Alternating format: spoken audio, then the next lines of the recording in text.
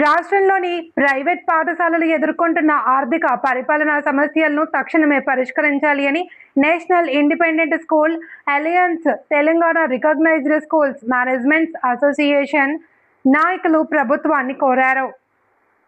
బుప్పల్లో నిర్వహించిన మీడియా సమావేశంలో TRS MA మాజీ రాష్ట్ర అధ్యక్షుడు డాక్టర్ వై శేఖర్ రావు, నీసా జాతీయ అధ్యక్షుడు కుల్భూషణ్ శర్మ, నీసా ఉపాధ్యక్షుడు డాక్టర్ పరంజ్యోతి, అడ్వకేట్ బి విజయేందర్ రెడ్డి పాల్గొన్నారు. ఈ సందర్భంగా వారు మాట్లాడుతూ పెరుగుతున్న పన్నులు, నిబంధనలు, ఆర్థిక భారం కారణంగా ప్రైవేట్ పాఠశాలల నిర్వహణ కష్టతరంగా మారుతోంది అని అన్నారు. విద్యా సంస్థలపై వాణిజ్య ఆస్తి పన్ను తొలగించి పాఠశాలల రక్షణ కోసం ప్రత్యేక చట్టాలు తీసుకురావాలి అని కోరారు. స్కూల్ బస్సులకు సబ్సిడీలు, విద్యార్థుల రవాణా సేవలపై జీఎస్టీ మినహాయింపు కల్పించాలి అని విజ్ఞప్తి చేశారు. నీసా జాతీయ అధ్యక్షుడు కుల్భూషణ్ శర్మ మాట్లాడుతూ ప్రైవేట్ పాఠశాలల సమస్యల పరిష్కారానికి పూర్తి మద్దతు ఇస్తాము అని తెలిపారు. త్వరలో ముఖ్యమంత్రి రేవంత్ రెడ్డికి వినతి పత్రం సమర్పించి విద్యారంగానికి అనుకూల విధానాలు అమలు చేయాలి అని కోరనున్నట్లు వెల్లడించారు.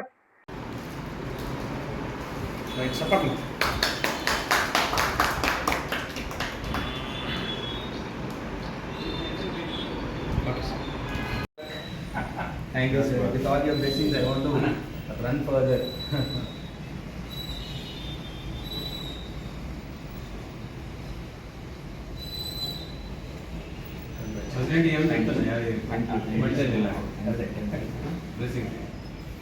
Sir, जी आपका blessing हमारा तो sir together we'll fight for the cause, sir.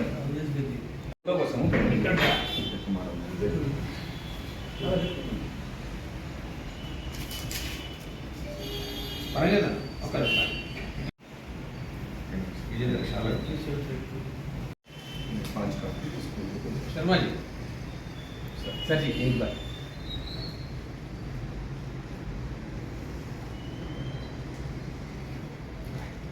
शाल वाले क्या टुवाल ले शर्मा जी, सर जी एक बार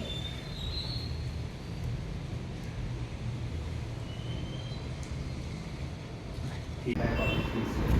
तो ये आपकी और हमारा सर हमारा ग्रुप शेखर अन्ना के ग्रुप ब्लैक और हमारे group not just this year every year sponsoring first అంటే కాలేజ్ అండి ఓకే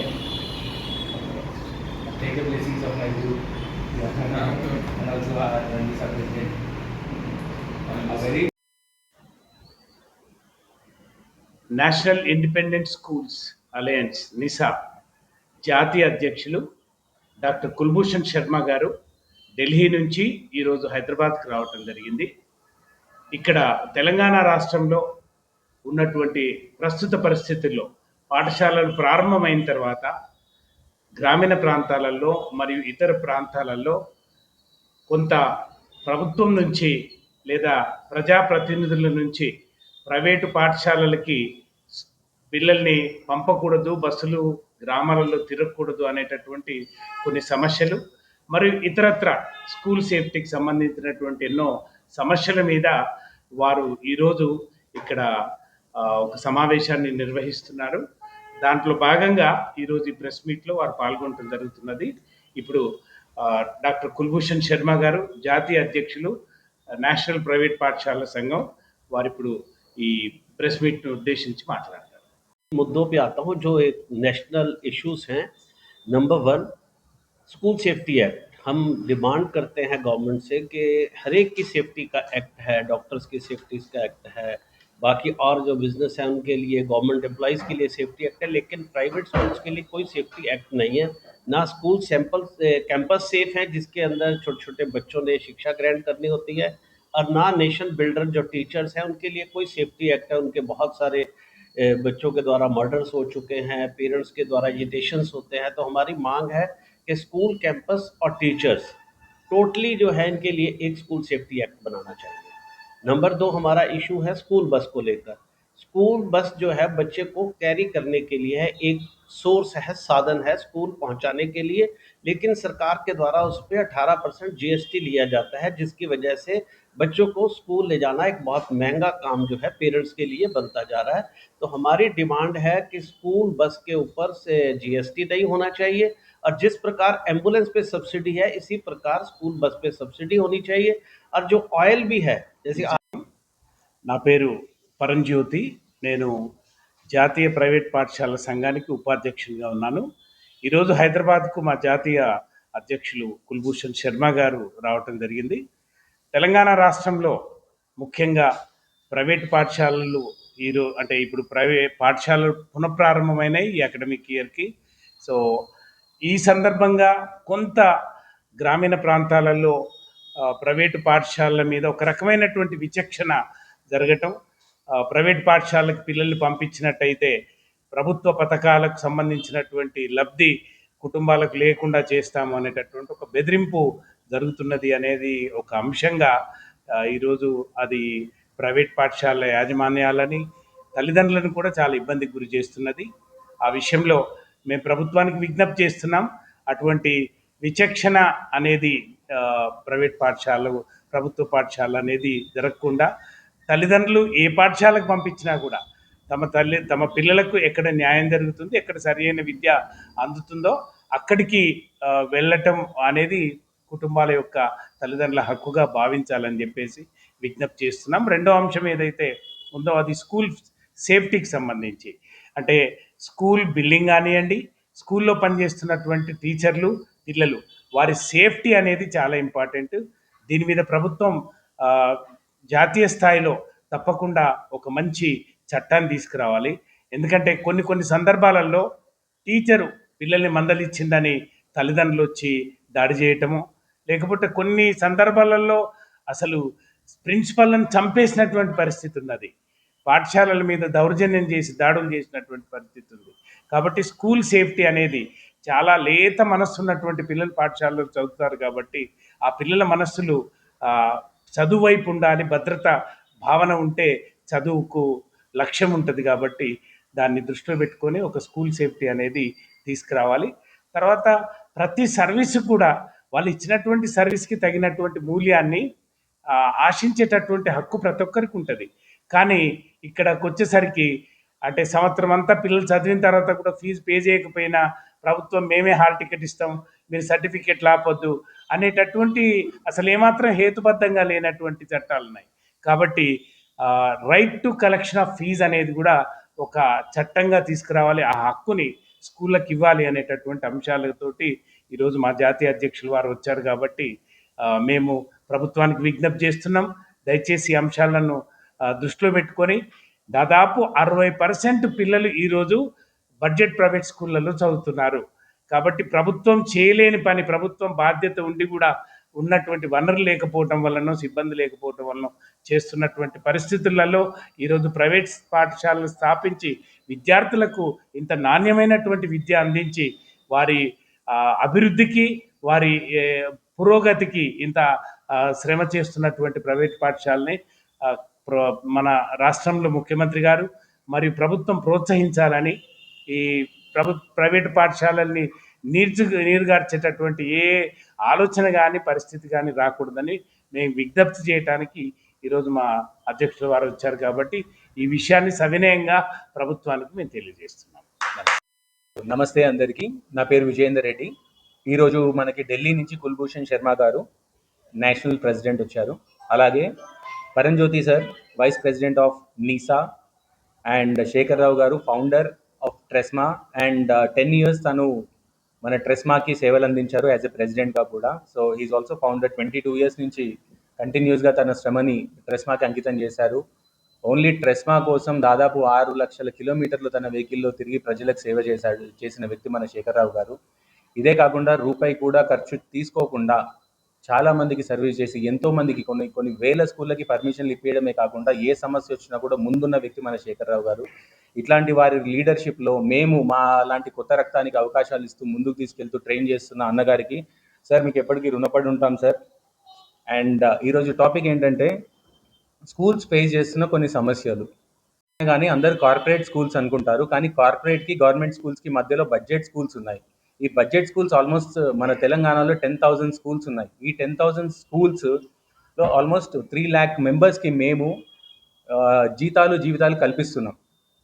కానీ ఇక్కడ కాన్సెప్ట్ ఏంటంటే ఇవన్నీ అర్థం చేసుకోకుండా జనాలు ఏం చేస్తున్నారంటే స్కూల్స్ అనగానే కార్పొరేట్ స్కూల్స్తో కంపేర్ చేసి మేము తీసుకున్న ఫీజెస్ ఏంటి, కార్పొరేట్ స్కూల్స్కున్న ఫీజెస్ ఏంటి కంపారిజన్ వదిలేసి మమ్మల్ని కూడా కార్పొరేట్లోకి లాగి ఆర్టీఐ అనే యాక్ట్ వాడి మమ్మల్ని గవర్నమెంట్ ఆఫీసర్ని పలు రకాలుగా ఇబ్బందులు పెడుతున్నారు. ఈ రప్చర్ ఎంతవరకు అవుతుందంటే స్కూల్స్కి ఆన్ డైలీ బేసిస్ ఇబ్బందులే ఉంటున్నాయి. ఏదైనా సమస్య ఉన్నప్పుడు ఏ అసోసియేషన్ అయినా సరే వెళ్ళి కంప్లైంట్ ఇచ్చే రైట్స్ వాళ్ళకు ఉన్నాయి, దాంట్లో ఏ డౌట్ లేదు. కానీ స్కూల్కి వచ్చి స్కూల్ మీద పడి గొడవ చేసి స్కూల్ మేనేజ్మెంట్ని చేసుకోవడం అనేది ఇది మేము సహించలేకపోతున్నాం. అటు గవర్నమెంట్ ఆఫీసర్లు కూడా ఏం చేయలేని పరిస్థితుల్లో ఉన్నారు. ఎందుకంటే వాళ్ళపైన కూడా దుర్భాషలు ఆడడం అంటేనో బ్యాడ్ వర్డ్స్ యూజ్ చేయడము, వాళ్ళని కూడా టైట్ చేయడము ఇవన్నీ జరుగుతున్నాయి. రీసెంట్గా రామంతపూర్లో ఒక ఇష్యూ జరిగింది. దాంట్లో ఒక కరెస్పాండెంట్ని ఒక స్టూడెంట్ యూనియన్ వాళ్ళు కొట్టడం జరిగింది. అసలు స్కూల్లో ఏదైనా సమస్య ఉంటే మీరు ఎందుకు పేపర్ పైన పెట్టి ఒక కంప్లైంట్ ఇవ్వలేకపోతున్నారు? ఎందుకు ఒక కరెస్పాండెంట్ని కొట్టాల్సిన పరిస్థితి వస్తుందనేది నిజంగా అర్థం కాని పరిస్థితి. దీనికి మాకు లోకల్గా సపోర్ట్ కూడా తీసుకుంటున్నాము. అండ్ ఇదే కాకుండా డాక్టర్స్కి సేఫ్టీ యాక్ట్ ఉంది. సార్ చెప్పినట్టు ఇందాక డాక్టర్స్కి సేఫ్టీ యాక్ట్ ఉంది, గవర్నమెంట్ ఆఫీసర్స్కి సేఫ్టీ యాక్ట్ ఉంది. కానీ ప్రైవేట్ కరెస్పాండెంట్స్కి మాత్రం సేఫ్టీ యాక్ట్ లేదు. ఏదైనా ఇన్సిడెంట్ జరిగినప్పుడు మేనేజ్మెంట్ వాళ్ళని తీసుకెళ్లి లోపల కూర్చోబెడుతున్నాడు. ఏదైనా బస్ యాక్సిడెంట్ కానివ్వండి, లేకపోతే చిన్నపిల్లల్ని ఎవరైనా టీచర్ కొట్టినా కూడా మేనేజ్మెంట్ వాళ్ళని తీసుకొని పోలీస్ స్టేషన్లో కూర్చోబెడుతున్నారు. అది అసలు కొంచెమైనా పరిశీలించి ఏం జరుగుతుంది, ప్రాబ్లం ఏంటి, సొల్యూషన్ ఏంటి అది చూడడం మానేసి మేనేజ్మెంట్ పైన పడుతున్నారు. కొంచెం మాకు కూడా ప్రైవేట్ స్కూల్స్కి కూడా దట్టు బడ్జెట్ ప్రైవేట్ స్కూల్స్కి కూడా సేఫ్టీ యాక్ట్ అనేది ఒకటి కంపల్సరీగా రావాలి. మా పైన కూడా ఆర్టీఐ అటాక్స్ అనేది కంపల్సరీగా ఆగాలి. ఈ రోజు కూడా నేను ప్రెస్ మీట్కి స్కూల్స్ని అందరినీ పిలవకపోవడానికి రీజన్ కూడా ఇదే. ఏ స్కూల్స్ అయితే ప్రెస్లో కనపడుతున్నారో వాళ్ళని నెక్స్ట్ డే టార్గెట్ చేస్తున్నారు. అది అవ్వద్దని ఓన్లీ నేను లీడర్స్ని మాత్రమే ఇక్కడికి పిలిపించి మీటింగ్ పెట్టడం జరిగింది. ఇంకోటి ఏంటంటే సార్, సబ్సిడీ ఆన్ బస్సెస్ అనేది కంపల్సరీగా మ్యాండేట్ అవ్వాలి. రీజన్ ఏంటంటే మా స్కూల్లో ఫీజు 18,000 ఉంటే బస్ ఫీజు కూడా 18,000 అవుతుంది. దీనికి రీజన్ ఏంటంటే బస్సుకి వచ్చే కాస్ట్ అండ్ దానికి పెట్రోల్కి అయ్యే ఖర్చు. అదే గవర్నమెంట్ కనుక మమ్మల్ని కన్సిడర్ చేసి బస్సెస్ పైన, ఓన్లీ స్కూల్ బస్సెస్ పైన జిఎస్టీ కనుక తీసేస్తే అది కూడా మాకు సబ్సిడీ రేట్లో వచ్చినప్పుడు కాస్ట్ అనేది పేరెంట్కి తగ్గుతుంది. అది ఇందులో మా స్వార్థం ఏం లేదు, పేరెంట్కి సపోర్ట్ చేయాలి కాబట్టి పేరెంట్కి తగ్గుతుంది. అది ఒక్కసారి కొంచెం గవర్నమెంట్ ఆలోచిస్తే బాగుంటుంది. అండ్ ఇంకొకటి ఏంటంటే సార్, కమర్షియల్ ప్రాపర్టీ ట్యాక్స్. ప్రతి స్కూల్కి కమర్షియల్గా ప్రాపర్టీ ట్యాక్స్ వేస్తున్నారు సార్. నేను ఓన్లీ బడ్జెట్ స్కూల్స్ గురించే మాట్లాడుతున్నాను. కమర్షియల్ ప్రాపర్టీ ట్యాక్స్ లక్షల్లో ఉంటుంది సార్, మా ఫీజులేమో వేలల్లో ఉంటున్నాయి.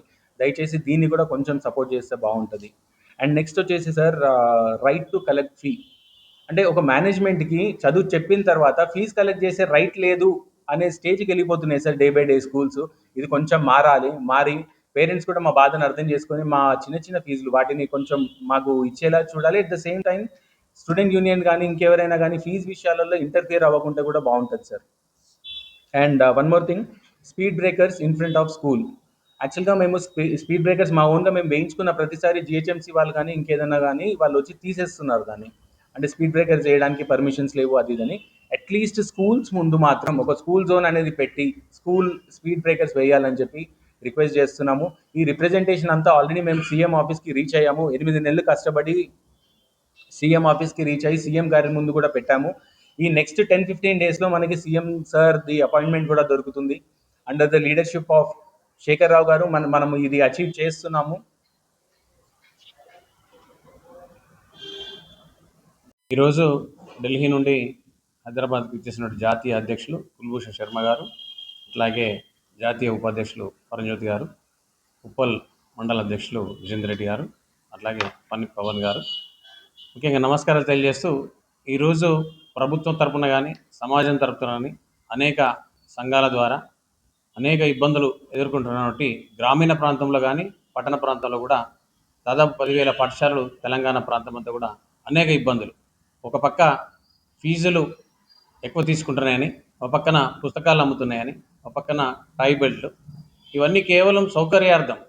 మారుమూల ప్రాంతంలో దుకాణాలు ఉండయి, అవైలబిలిటీ ఉండదు కాబట్టి పేరెంట్ అవైలబిలిటీ కోసం 5-15% వరకు డిబెట్ ఇచ్చి అమ్ముతూ ఉన్నారు. అమ్మడం కాదు, అది అడ్జస్ట్మెంట్, అక్కడ ఉన్న అందుబాటులో ఉంచుతున్నాం. కాబట్టి మాకేమీ ట్రేడ్ లైసెన్స్ కానీ ఇతరత్ర షాపులు ఉండయి.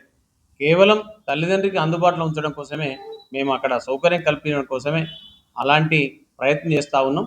అయినా షాపులలో కూడా మేము ఇచ్చినవి పలానా షాప్లో కొనాలి పలానా దానికి కాకుండా అంతటా కూడా అవైలబిలిటీ ఉంటుంది. లిస్ట్ ఇస్తాం, ఎక్కడ కూడా పలానా దగ్గర ఇది చేయాలి అది చేయాలని ఉండదు. దానిపైన చాలామంది రాస్తూ ఉంటారు పర్సంటేజ్లు అనేక కోట్లు సంపాదిస్తున్నారని. కేవలం ఫీజు మాత్రమే చక్కగా కడితే సరిపోద్దని మేము కోరుకుంటాం. ఎక్కడ కూడా పుస్తకాల పైన వ్యాపారం అను, టైప్ అయిన వ్యాపారం అను, అది ఒక నీట్నెస్ కోసం, అది అందరూ సమానంగా కనబడాలని చూస్తే యూనిఫామ్ పెట్టింది ప్రభుత్వం. మేము కూడా టై కానీ బెల్ట్ కానీ డైరీ కానీ, ఒక చిన్న పిల్లలు ఇంటికైనాక హోంవర్క్ ఏం చేయాలనేది తల్లిదండ్రులకు తెలియజేయాలి మేము స్పష్టంగా. ఎందుకంటే మా దగ్గర ఫీ పే చేస్తున్నారు, డబ్బు కడుతున్నప్పుడు మాకు స్పందన ఉంటుంది, బాధ్యత ఉంటుంది, భరోసా ఇస్తాం. కాబట్టి ఆ తల్లిదండ్రులు మంచిగా నవ్వుకుంటూ వెళ్తారు. అడ్మిషన్ చేసి వెళ్ళినాక ఈ పిల్లోని పలానా పాఠశాలలో జాయిన్ చేశాను, చక్కని చదువు, చక్కని సంస్కారం, సంస్కృతి అన్నీ అందుబాటులో ఖచ్చితంగా ఉంటాయి, రెస్పాన్సిబిలిటీ ఉంటుంది అనే ఉద్దేశంతోనే మా దగ్గర ఫీ పేమెంట్ చేసి అబ్బాయిని అప్పచెప్పి వెళ్ళిపోతారు. మరి అలాంటి తల్లిదండ్రుల సమాజానికి మేము ఏదైతే ఓర్పుతో, మేము ఖచ్చితంగా సహనంతో వాళ్ళకి విద్యను అందించాల్సిన బాధ్యత మాకున్నది. వారి అందరి బరువును, సమాజం బరువును, తల్లిదండ్రుల బరువును మేము నెత్తినెత్తుకున్నాం. కాబట్టి ఇక్కడ ఎక్కడ కూడా వ్యాపార ధోరణి ఉండదు. ఏదో కొన్ని కార్పొరేట్ పాఠశాలలు చేసినంత మాత్రాన అన్ని పాఠశాలను ఒకే గాడిన కట్టి ఈ రకంగా మమ్మల్ని ఇబ్బంది పెట్టడం, మమ్మల్ని చాలా అంటే ఈ 3-4 నెలలు